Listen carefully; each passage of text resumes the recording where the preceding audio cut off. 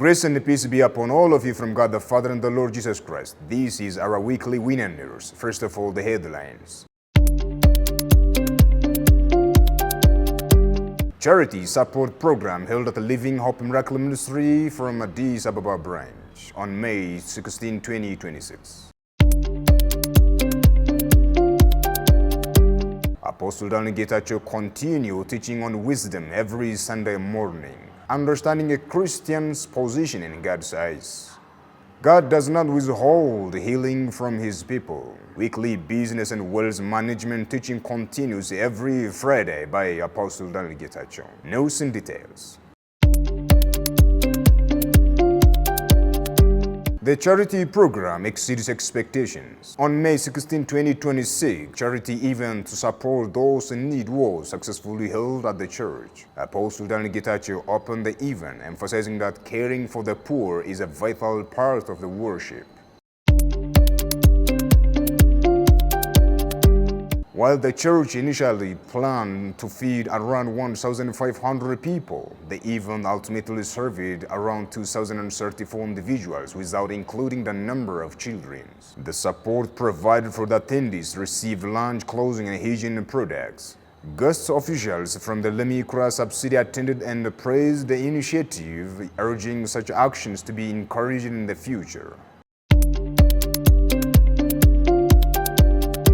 Apostle Daniel Getachew continued his Sunday morning teaching series focusing on godly wisdom versus earthly wisdom. Citing from 1 Kings chapter 11 verse 1 through 4 from the story of King Solomon, the apostle explained how many Christians start with godly wisdom but drift into worldly ways, leading to sorrow.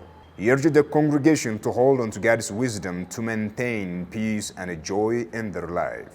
አንደኛ ነገሥት 11 ከ1 እስከ 4 1 Kings chapter 11 from verse 1 through 4. ንጉሡም ሰለሞን ከፈርዖን ልጅ ሌላ But King Solomon loved many strange women. የሞዓባውያን፣ የአሞናውያን፣ የኤዶማውያን፣ የሲዶናውያን፣ የኬጢያውያን ሴቶችም በብዙ እንግዶች ሴቶች ፍቅር ተነደፈ።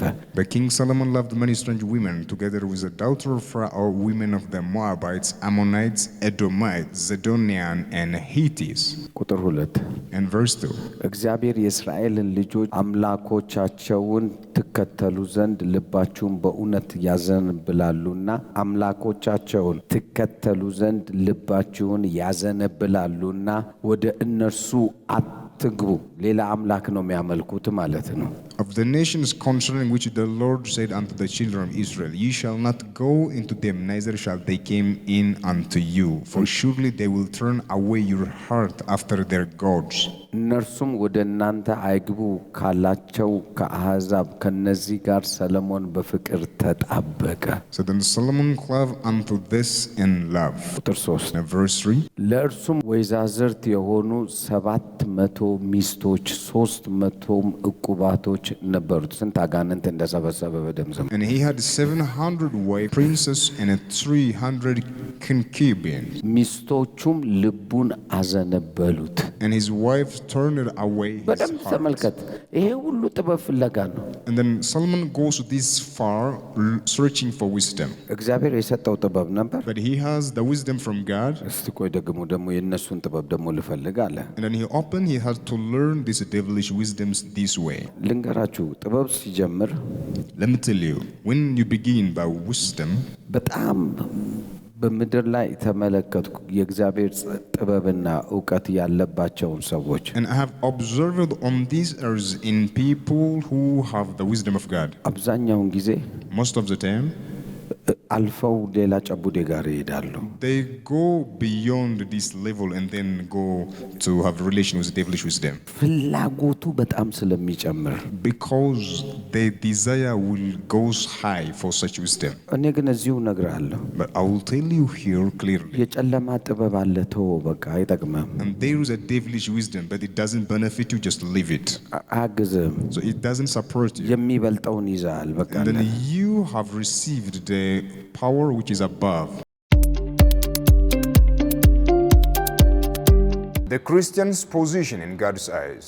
On Sunday, May 17, 2026, the apostle delivered a powerful message based on Ephesians chapter 2, verse 6. He reminded believers that God has honored them through Christ Jesus and warned against viewing oneself lower than the position God has granted them. He taught to accept yourself just as God has accepted you in Christ, and concluded the service with a blessing.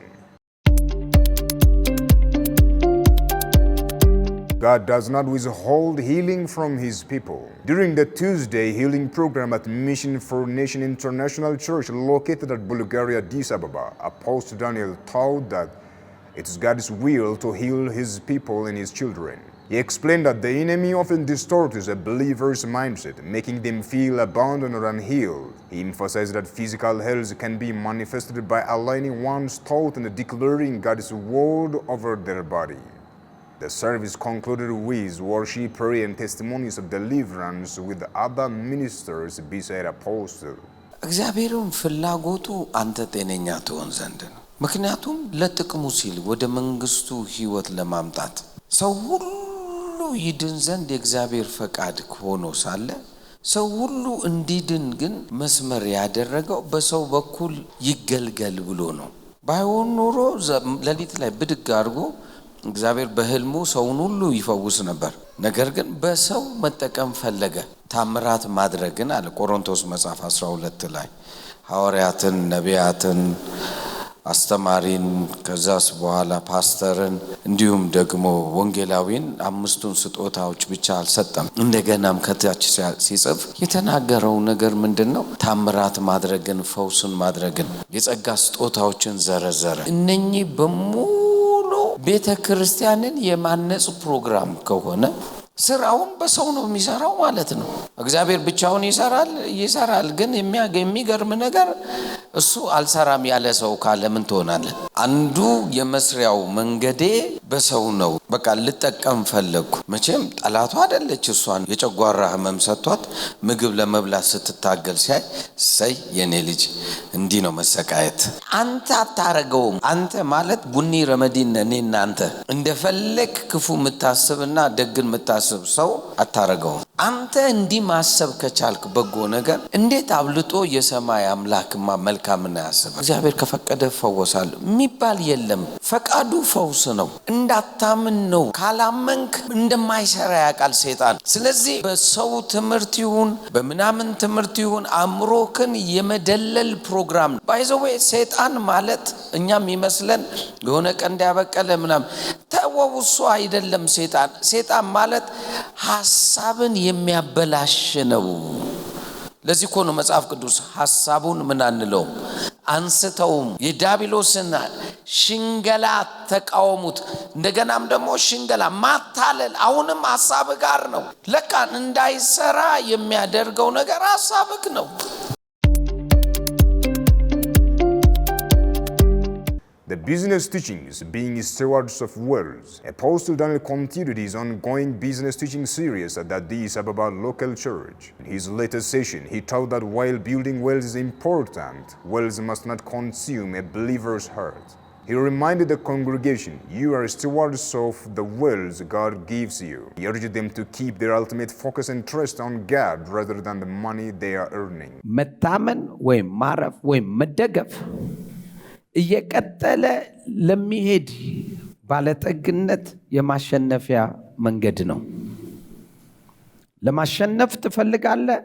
መልስክ አዎ ኦኬ ከሆነ በመታመን መንገድ ላይ ብቻ ነው መሄድ የምትችለው። ልትታመነው የምትችለው አምላክ እሱም ብቻ። ዕውቀትህን አይደለም፣ ትምህርትህን አይደለም፣ ስራህን አይደለም፣ ልጆችህን፣ እናትህን፣ አባትህን፣ ወንድምህን። ምክንያቱም በእግዚአብሔር ላይ የሚታመን ሰው ብሩክ ነው። ስለዚህ ለበረከትህ በር የሚሆነው ነገር ቢኖር መታመን ነው። And this is what our weekly winner news look like. I have Tamu Yasu with the studio technician broadcasting to you the news. Thank you for watching us. We started winning, we finished winning.